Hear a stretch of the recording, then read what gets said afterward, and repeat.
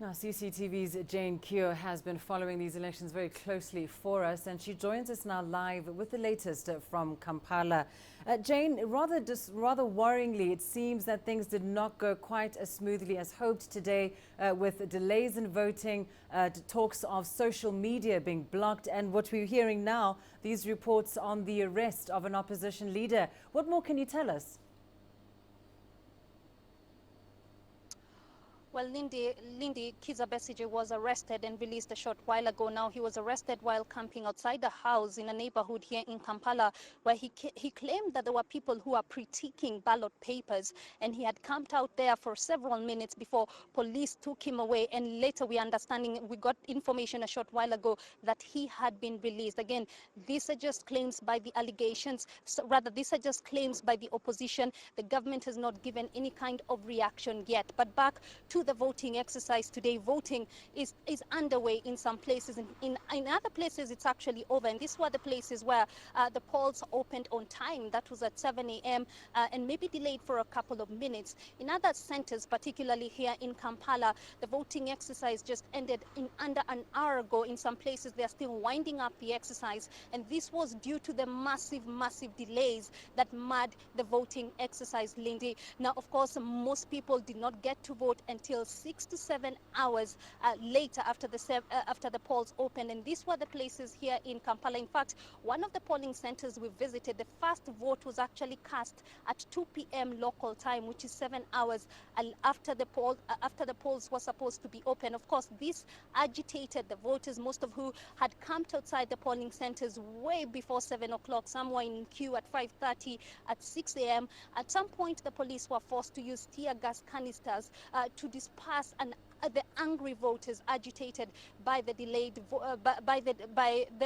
the delay in opening the polling stations. Now, the Electoral Commission did admit to the delay, saying that it was occasioned by what it called logistical challenges. They did not give any other explanation. They did not give any numbers as to how many polling stations or how many voters had actually been affected. And again, we're still having a challenge in terms of communication. The government has still shut down the social media sites, Facebook, Twitter, and WhatsApp. It says leaders are abusing these sites. They are trying to incite people using these modes of communication. Lindy? Well, Jay, no doubt the events of the day would have certainly marred this vote. What are observers, however, saying? Are they still optimistic that these elections will be free and fair?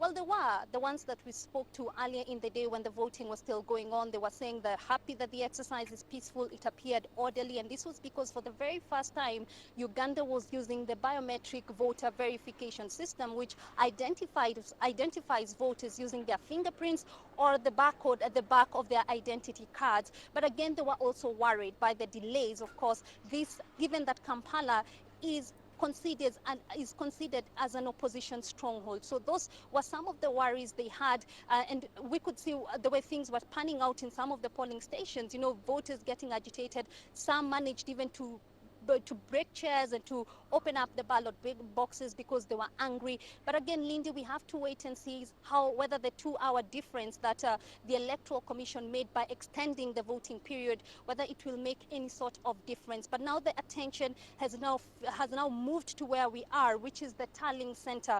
We are at Nambole Stadium. This is where the numbers are trickling in, and the Electoral Commission will be announcing the results as they come from the different polling stations. Remember, we've got about 28,000 polling stations, about 15 million registered voters. We're not sure how many of them turned up to vote. Remember, this is a country where the numbers have kept going down in terms of voter turnout over the last few years, many expressing their displeasure, losing faith in the Electoral Commission. But again, in 48 hours, according to the electoral laws, Uganda could know who their next leader will be.